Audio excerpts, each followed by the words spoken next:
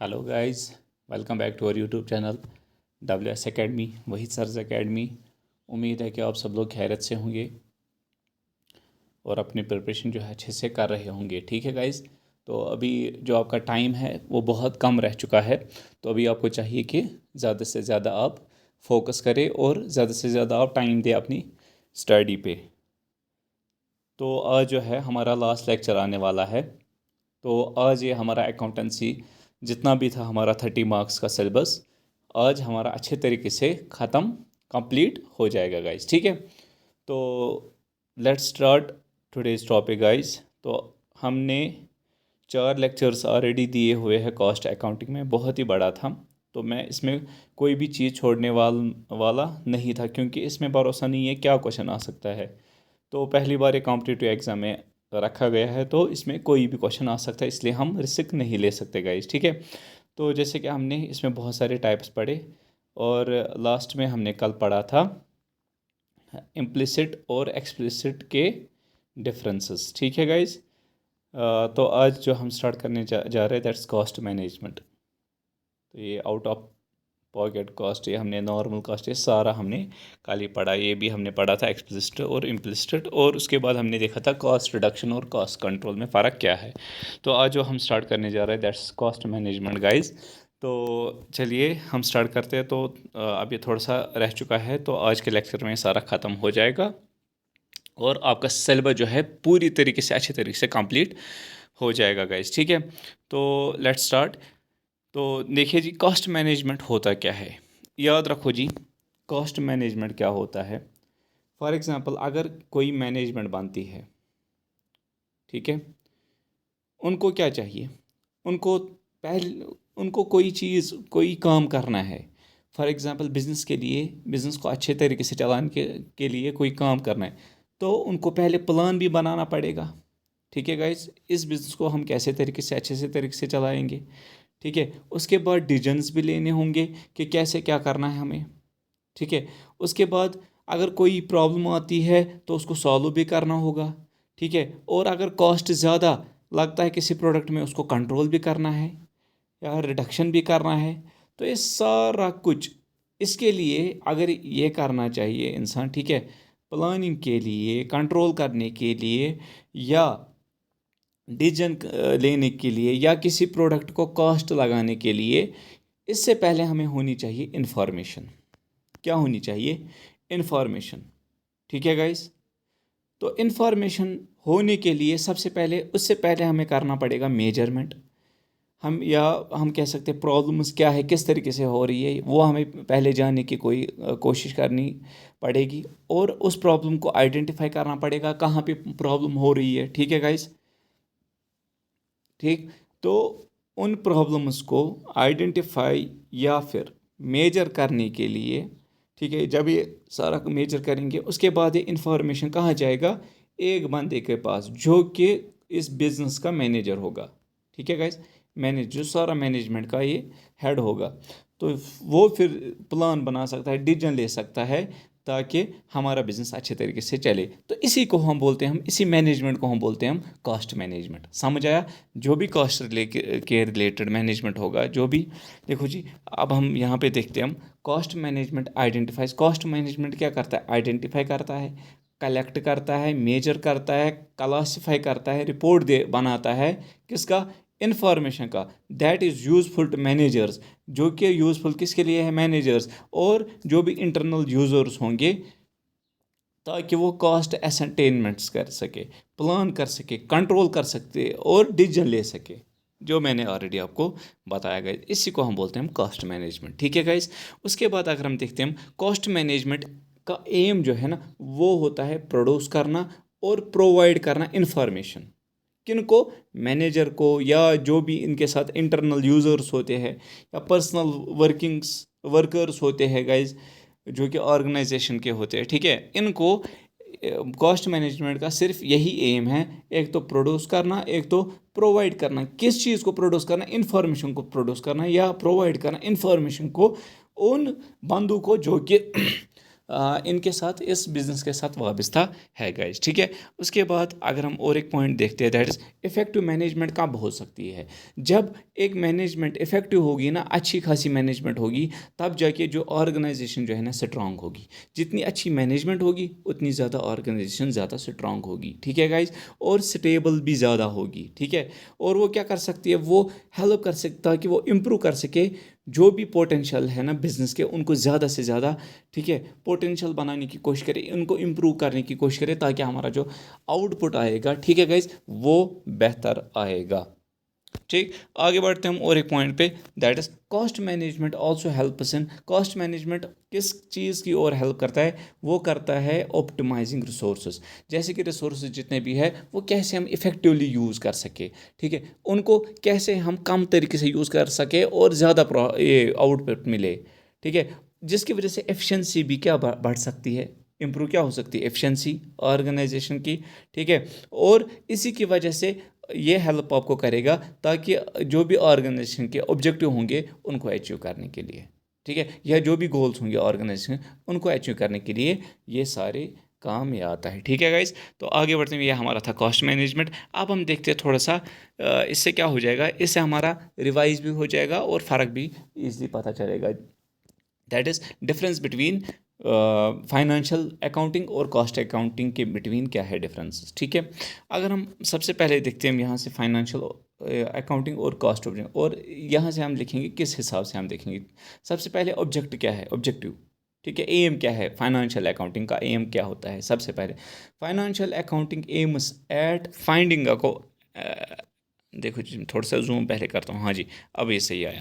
Financial accounting का M क्या होता है, ताकि वो फाइंड आउट कर सके रिजल्ट्स किसका, अकाउंटिंग ईयर जो भी हमने किया किस फॉर्म में, प्रॉफिट और लॉस फॉर्म में, कि ये जो बिजनेस का जो फ़ायदा हुआ है, लॉस हुआ है, ठीक है, और वो बैलेंस शीट बनाने के लिए, इन शॉर्ट क्या बिजनेस का फ़ायदा हुआ या नुकसान हुआ है, ये फाइंड आउट करने के लिए क्या होता है, ये फाइंड आउट करना एम होता है किसका, फाइनेंशियल अकाउंटिंग का। लेकिन कॉस्ट अकाउंटिंग का एम क्या है, वो होता है कि कॉस्ट ऑफ प्रोडक्शन क्या रखे, सर्विसेज या कॉस्ट ऑफ सर्विसेज क्या रखे, ठीक है, और किस तरीके से हम कॉस्ट को कंट्रोल कर सकते हैं और कॉस्ट को रिडक्ट कर सकते हैं, इसका यही एम होता है, ठीक है। ये प्रॉफिट और लॉस नहीं देखता है, ये खाली देखता है कॉस्ट को हम, हाँ, प्रोडक्शन का कॉस्ट कैसे हम रखें, ठीक है, या कॉस्ट कंट्रोल कैसे हम कर सकते हैं और कॉस्ट रिडक्शन कैसे हम कर सकते हैं, इनका एम यही होता है, ठीक है गाइज।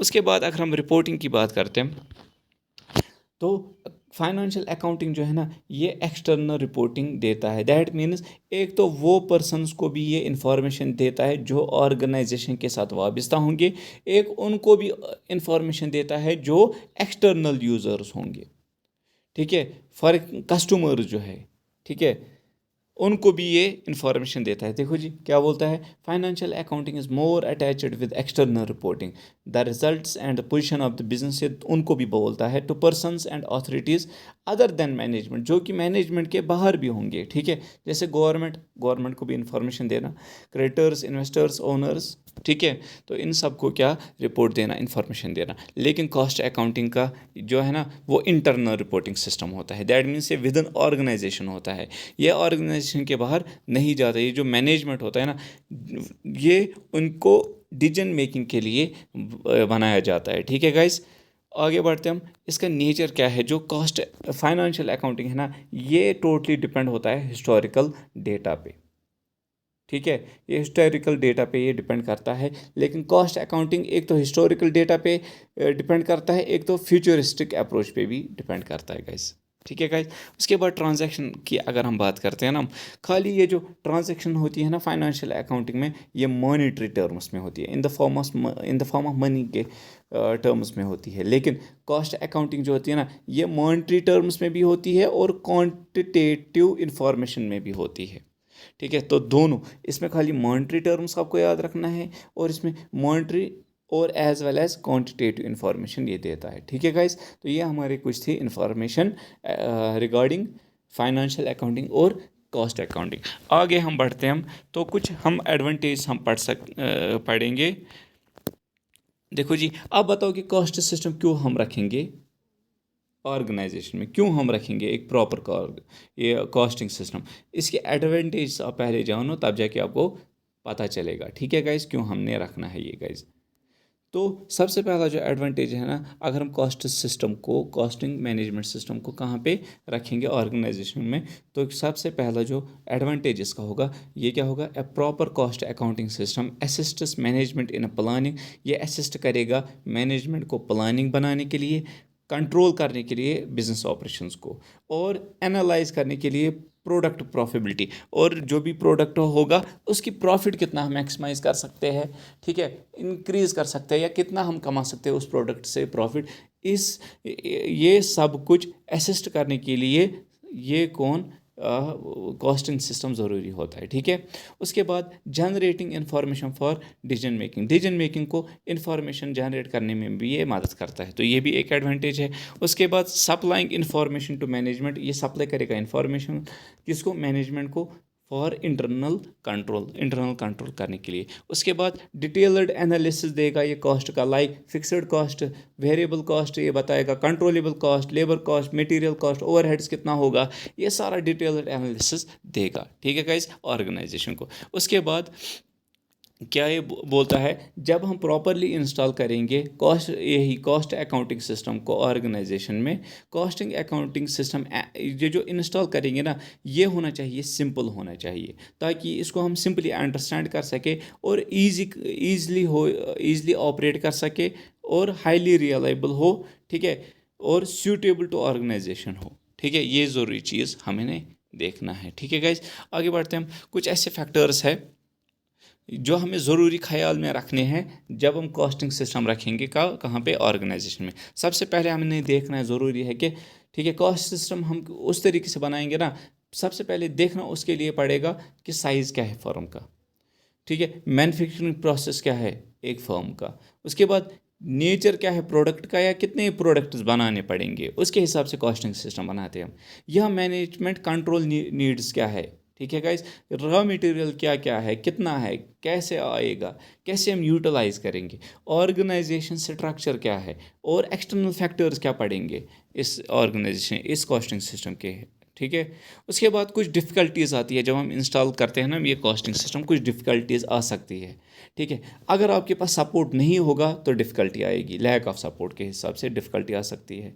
अगर स्टाफ नहीं मानेगा, आपका स्टाफ नहीं मानेगा कॉस्टिंग सिस्टम में, तो डिफ़िकल्टी आ सकती है। उसके बाद अगर कोऑपरेशन नहीं होगा मैनेजमेंट में, तो कॉस्टिंग सिस्टम में इंस्टॉल करने के लिए डिफ़िकल्टीज़ आ सकती है।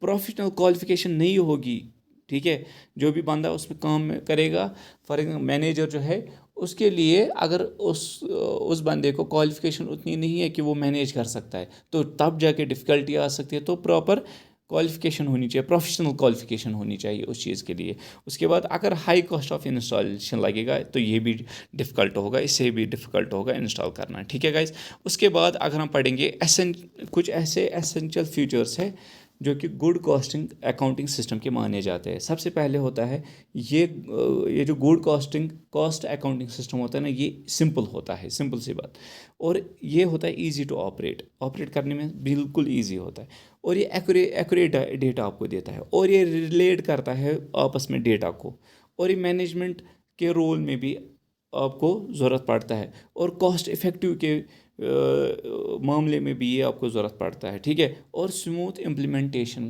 के मामले में भी ये ज़रूरी होता है। ये इसके फीचर्स थे। तो इसके बाद हम पढ़ेंगे ओवरहेड्स, तो ये हमारा ख़त्म हो जाएगा, लेकिन उससे पहले मुझे आपको एक ज़रूरी इन्फॉर्मेशन देनी है, ठीक है, रिगार्डिंग माई सेल्फ। तो अभी तक मैंने आपको ये नहीं बोला कि मैं कौन हूँ, क्या हूँ, ठीक है, क्या मैंने किया है अकाउंटेंसी के बारे में।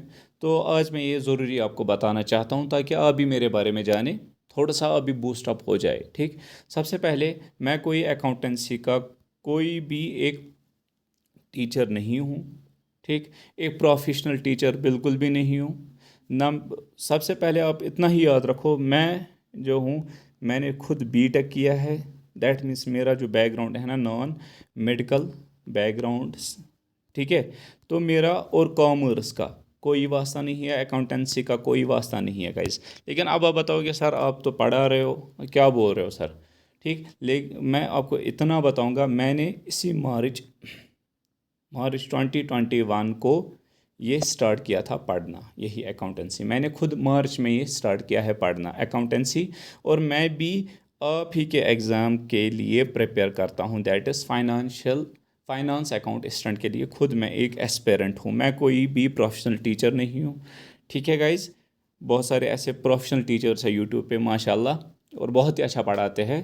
जैसे लतीफ़ सर है, वो प्रोफेशनल है। ठीक है गाइज़, तो मैं कोई प्रोफेशनल नहीं हूँ, लेकिन मैंने खुद किसी अच्छे टीचर से पढ़ा है। ठीक है, तो उसके बेस पे तो मैंने थोड़ा बहुत जो सीखा था, मैंने सोचा कि चलो, अगर मैंने 10% ही सीखा है अकाउंटेंसी, कम से कम मैं आपको ये 10% आप तक पहुँचाऊँ। ठीक है गाइस, तो मेरा ये सोच है।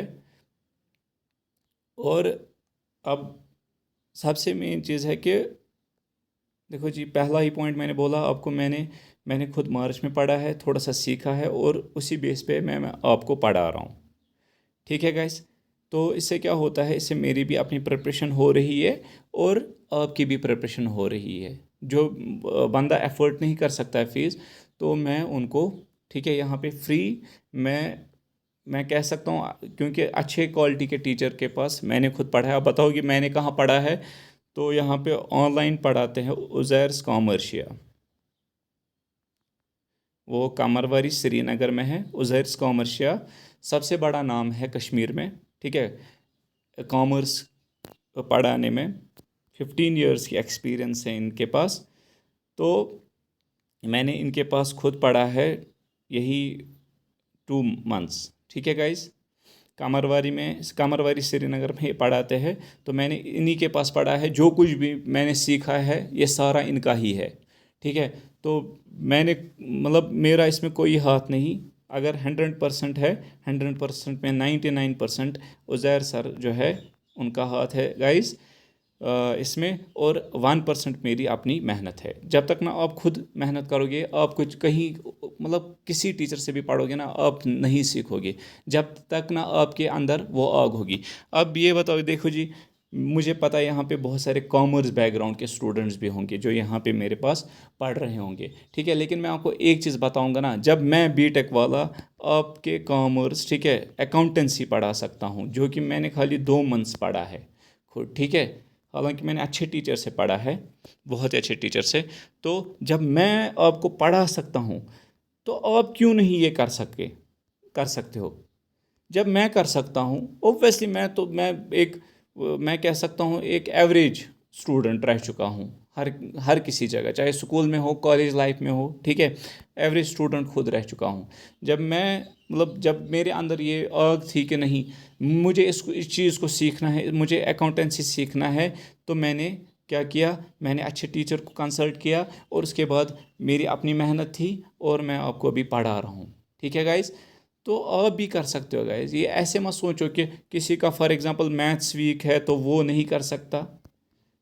ठीक, किसी का साइंस वीक है वो नहीं कर सकता। अगर माना जाए तो मैथ्स और साइंस का ही सबसे ज़्यादा मेरा स्ट्रांग है। ठीक है गाइज, लेकिन मैं ये मानता हूँ जो भी बाकी सब्जेक्ट्स हैं ना, वो आप इजीली अंडरस्टैंड कर सकते हो। ठीक है, कोई मसला नहीं, चाहे मैथ्स हो, साइंस हो, कोई भी हो। ठीक है, लेकिन आपके अंदर वो आग होनी पहले चाहिए, आपके अंदर वो चीज़ होनी चाहिए कि नहीं, आपको सीखना है, आपको ऐसा सीखना है कि मैं इसमें अच्छा बन जाऊं।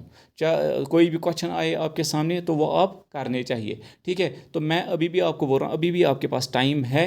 अगर कोई ऐसा बंदा, बहुत सारे ऐसे स्टूडेंट्स हैं जो मुझे फ़ोन करते हैं, मैसेज करते हैं, सर मैथ्स का मसला है, सर ये फिज़िक्स का मसला है, ठीक है, या मैं सर इकोनॉमिक्स का मसला है। तो मैं आप सबको ये बात कह रहा हूँ ना, कि आप हर एक चीज़ कर सकते हो, अपने आप पे भरोसा रखो। ज़्यादा से ज़्यादा क्या होगा गाइस, ठीक है, जब आप मेहनत करते हो ना, आप सीखोगे ही। आपका लेवल अगर यहाँ पे था, अगर आप कोई और सब्जेक्ट सीखोगे ना, तो आपका लेवल ऑटोमेटिकली इंक्रीज़ होता चला जाएगा। ठीक है, तो और डरने की कोई बात नहीं होती है एग्ज़ाम में, याद रखना। देखो जी, अगर यहाँ पे फॉर एग्ज़ाम्पल 800 या 900 वैकेंसीज़ है, ऑलमोस्ट 1 लाख प्लस ये एग्ज़ाम देंगे। ठीक है, 1 लाख स्टूडेंट प्लस। तो सारे सिलेक्ट नहीं होंगे, यही 900 सिलेक्ट होंगे, लेकिन जिनने वो 900 वो होंगे ना जो सबसे ज़्यादा मेहनत कर रहे होंगे। और याद रहे कि कोई किसी की भी मेहनत ज़ाया नहीं होती। जब भी आपको ऊपर वाले ने लिखा होगा कहीं पे आपको जाना होगा, वहीं पे आप पहुंचोगे। अगर आप कितनी भी मेहनत करोगे और ऊपर वाले ने यहाँ पे नहीं लिखा होगा इस डिपार्टमेंट में, आप यहाँ पे नहीं आओगे। लेकिन ऊपर वाले ने उस टाइम आपके लिए दूसरा कोई डिपार्टमेंट रखा होगा गाइस, ठीक है। तो डरने की कोई बात नहीं, आप फ्रीली पढ़ो। आप ये मत सोचो कि अब क्या करेंगे, अब बहुत सारे ऐसा कंपटीशन है, ठीक है, अगर मैं ऐसा नहीं करूँगा तो क्या हो जाएगा, वैसा नहीं करूँगा। अपॉर्चुनिटीज़ आती रहती है, लेकिन अपॉर्चुनिटीज़ को ग्रैब करना सीखो, ठीक है गाइस। जितनी भी आप हार्ड वर्क करोगे उतना ज़्यादा फ़ायदा आपको मिलेगा आगे फ्यूचर में। एक ना एक दिन आपकी सिलेक्शन होती ही जाएगी। और याद रहे जो ये वर्क जो करता है ना हार्डली, ठीक है, हार्ड वर्क करता है, उसके लिए तो सबसे ज़्यादा मतलब टाइम तो क्या, एक किस्म का डिस्टेंस भी कम होता चला जाता है अपने अचीवमेंट के रिगार्डिंग, ठीक है। जो भी उनका गोल होता है, जितना वो मेहनत तेज़ी से करेगा उतना तेज़ी से आगे बढ़ेगा, इतना आप याद रखो, ठीक है गाइस। तो बाकी मैं थोड़ा कोशिश कर रहा हूँ, हाँ, अगर मेरे से, ठीक है, किसी भी टॉपिक में इसमें, क्योंकि मैं प्रोफेशनल नहीं हूँ, ठीक, किसी भी टॉपिक में आपको लगता है कि यहाँ पे सर ने शायद ये गलत पढ़ाया है यहाँ पे कुछ, तो उसके लिए मैं उस चीज़ को माफ़ी मांगता हूँ, क्योंकि मैं भी इस फील्ड में नया हूँ, ठीक है गाइस, और मुझे भी इस प्रिपरेशन में आगे बढ़ना है। तो मैं कोशिश अभी तक कर रहा था। कल आपका जो लास्ट लेक्चर आएगा दैट्स एमसीक्यू इस 3 टॉपिक्स का, और परसों से मेरा कोई लेक्चर नहीं आएगा गाइस, ठीक है, क्योंकि मैं खुद, मेरे पास भी उतना ज़्यादा टाइम नहीं होता, ठीक। मुझे बहुत ज़्यादा, एक तो मतलब मेरा अपना बिजनेस भी है वो भी चलाना पड़ता है, और पढ़ाई भी साथ साथ करनी पड़ती है। तो आप समझ सकते हो कि मेरे पास मतलब दिन में तो कोई भी टाइम नहीं होता। लेकिन आपके लिए मैं टाइम निकाल रहा था, जो मैंने सोचा था कि मैं आपका ये सिलेबस ख़त्म करूँगा, तो मैंने वो मतलब मैंने वो बराबर किया है। मैं वर्ड्स पे रहा हूँ, ठीक है। लेकिन कल आपका जो लास्ट लेक्चर आएगा एमसीयू का, उसके बाद मेरा कोई भी लेक्चर नहीं आएगा गाइस, क्योंकि आप समझ सकते हो मैं भी आपकी ही जगह हूँ, आप ही की तरह प्रिपरेशन कर रहा हूँ। मेरे पास उतना ज़्यादा टाइम नहीं होता। अगर मैं थोड़ा सा फ्री होता, मैं प्रिपरेशन नहीं कर रहा होता, तो डेफिनेटली मैं आपके साथ पर डे एमसीक्यू सेशन लाता। लेकिन फिर भी मैं कोशिश करूँगा 10 दिन या 15 दिन के बाद एक अच्छा एमसीक्यू सेशन लाऊंगा इस पर, ठीक है। तो फिर आफ्टर 15 डेज़, 15 मंथ्स में 2 बार मैं एमसीक्यू सेशन लाया करूँगा, तो वो आप अटेंड करना गाइस, ठीक है। तो आगे बढ़ते हैं हम, ठीक है, हमने बहुत सारी बातें अब की, आगे बढ़ते हैं हम ओवरहेड्स की तरफ। तो ओवरहेड्स होता क्या है, जैसे कि आपको पता है कि ओवरहेड्स मैंने आपको ऑलरेडी बताया। ओवरहेड्स क्या होता है, वो सारे इनडायरेक्ट एक्सपेंसेस, ठीक है, या इनडायरेक्ट मटेरियल होता है। इनडायरेक्ट जिसमें भी आता है ना, वो सारा क्या, वो सारा एग्रीगेट हम करेंगे, वो सारा समेशन करेंगे, उसी को हम ओवरहेड बोलते हैं हम, ठीक है। एग्रीगेशन ऑफ कॉस्ट ऑफ जो भी कॉस्ट लगेगा, किसका, इनडायरेक्ट मटेरियल का, इनडायरेक्ट लेबर का और इनडायरेक्ट एक्सपेंस का, उसको हम ओवरहेड्स बोलते हैं हम, ठीक है। तो ओवरहेड्स को हम क्या बोल सकते हैं कि ये सारे एक्सपेंसेस होते हैं, ले किसके बगैर, डायरेक्ट एक्सपेंस के बगैर। डायरेक्ट एक्सपेंसेस के बगैर जितने भी एक्सपेंसेस होते हैं ना, तो वो होते हैं ओवरहेड्स, उनको हम बोलते हैं ओवरहेड्स। याद रहे ओवरहेड्स 3 तरीके के होते हैं, 3 कैटेगरीज में डिवाइड किए गए हैं। सबसे पहले फैक्ट्री और वर्क ओवरहेड, या factory overhead, work overhead.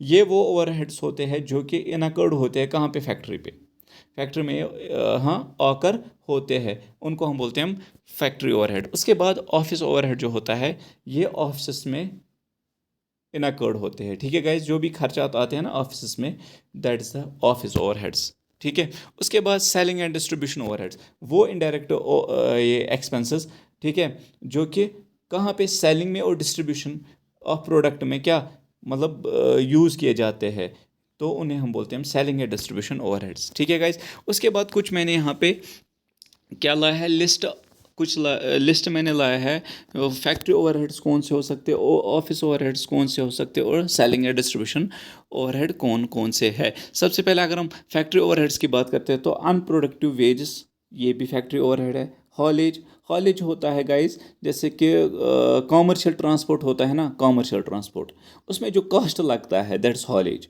Commercial transport में, कॉमर्शियल ट्रांसपोर्ट जो होता है उसमें जो कॉस्ट जितने भी लगेंगे, एक्सपेंस, इनडायरेक्ट एक्सपेंस जितने भी लगेंगे, दैट इज़ हॉलेज, उसको हम हॉलेज बोलते हैं, ठीक है। तो ये भी फैक्ट्री ओवरहेड होता है guys. Loose tool return off, ये भी सैलरी ऑफ फोरमैन। तो ये मैंने सारे क्या किए हैं, एक एक करके यहाँ पे लिखे हुए। इसी तरह मैंने यहाँ पे ऑफिस ओवरहेड्स भी लिखे हुए हैं गाइस, ठीक है। तो ये आप पढ़ सकते, जैसे कि ऑडिट फी, लीगल फीस, ठीक है, काउंटिंग हाउस सैलरी जो है, जनरल एक्सपेंस, ट्रेड एक्सपेंस जो है, ये सारे क्या है, या मैनेजर की सैलरी आती है, डायरेक्टर फी आता है, ये सारा किसका, ऑफिस ओवरहेड होता है। उसके बाद सेलिंग एंड डिस्ट्रीब्यूशन ओवरहेड, जैसे कि एडवर्टाइजमेंट, पब्लिसिटी करनी है, कमीशन देना है ऑन सेल्स पे, ठीक है, सेल्समैन, ट्रैवलिंग जो है, जितनी भी है, ये सारा कुछ आता है किसका, सेलिंग एंड डिस्ट्रीब्यूशन ओवरहेड्स में। तो ये आप देखना, ये आप ज़रूर नोट करना गाइस। उसके बाद आपको मेन सबसे इंपॉर्टेंट पॉइंट है इसमें, that's non cost items. Non cost items होते क्या है, ये वो आइटम्स होते हैं ना जो रिकॉर्ड किए जाते हैं फाइनेंशियल अकाउंटिंग में, लेकिन कॉस्ट बुक्स में ये रिकॉर्ड नहीं किए जाते। फाइनेंशियल अकाउंटिंग में ये रिकॉर्ड होते हैं, लेकिन कॉस्ट बुक्स में ये रिकॉर्ड नहीं होते गाइस, ठीक है। उन जो आइटम्स, वो आइटम्स जो कि फाइनेंशियल अकाउंटिंग में रिकॉर्ड किए जाते हैं लेकिन कॉस्ट बुक्स में वो रिकॉर्ड नहीं होते हैं, उन आइटम्स को ही हम बोलते हैं नॉन कॉस्ट आइटम्स, ठीक है guys.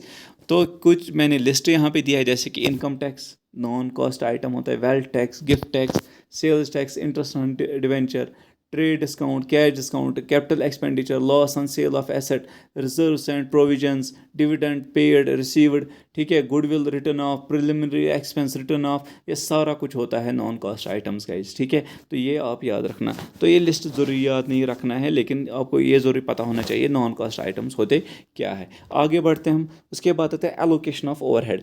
Allocation of over simple सा होता है, क्या होता है ये गाइस, ये वो प्रोसेस होता है ना जिससे हम किसी डिपार्टमेंट को हम एलोकेट कर सकते हैं, हम costs, allocate means costs charge कर सकते हैं, ठीक है।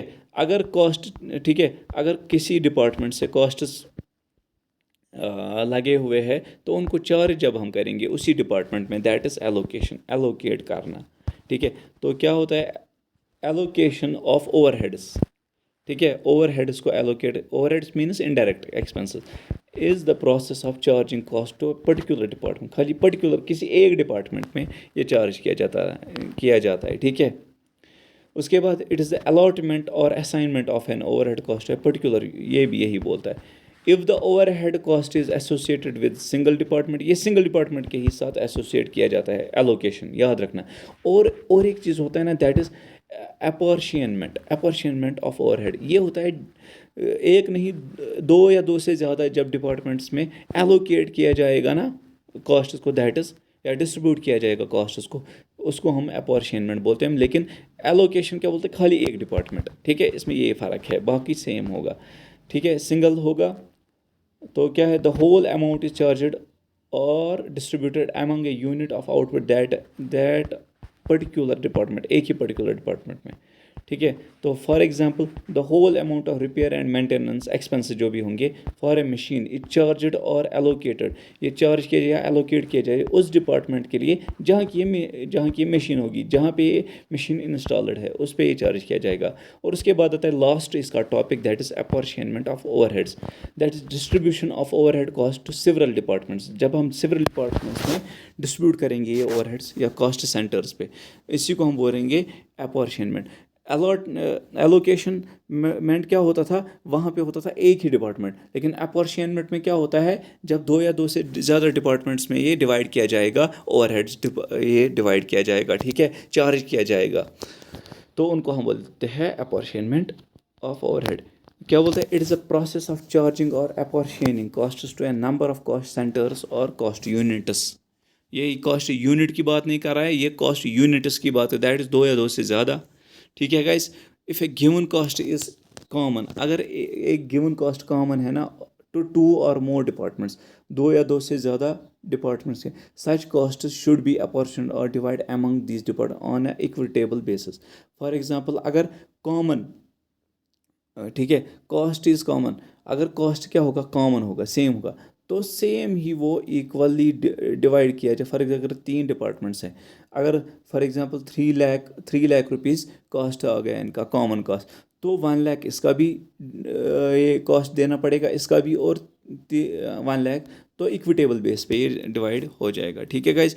उसके बाद for example the amount of factory rent, जैसे अमाउंट ऑफ फैक्ट्री रेंट जो है, फैक्ट्री जो है इसमें बहुत सारे डिपार्टमेंट्स होते हैं। अब इसमें क्या हो गया, इसमें रेंट देना पड़ेगा, इसको भी उतना रेंट देना पड़ेगा, इसको भी इतना। फॉर एग्जांपल अगर ये 4 डिपार्टमेंट्स है, 40,000 रुपीज़ देना पड़ेगा, इसको भी 10 देना पड़ेगा, इसको, इस डिपार्टमेंट को भी 10, इस डिपार्टमेंट को भी 10, इस डिपार्टमेंट, तो ये बनेगा टोटल 40। तो तो similarly the amount of remuneration of general manager जो है should be distributed to the production administration and marketing department and general manager with all the department. General manager होता है हर किसी डिपार्टमेंट का हेड। ठीक है गाइज, हर किसी डिपार्टमेंट का हेड। तो जो भी इसमें कॉस्ट जो होंगे वो सारा हर किसी डिपार्टमेंट में डिस्ट्रीब्यूट किया जाएगा। तो ये आपका हो गया कॉस्ट अकाउंटिंग ख़त्म। तो जो मैंने बात बोली है, उम्मीद कभी हारनी नहीं चाहिए, अपने आप पे भरोसा रखो, तो हर एक चीज़ हासिल हो सकती है गाइज। ठीक है, तो दीजिए मुझे इजाज़त, कल मिलते हैं हम MCQ सीरीज़ के साथ। तो अल्लाह हाफिज़ कल तक के लिए।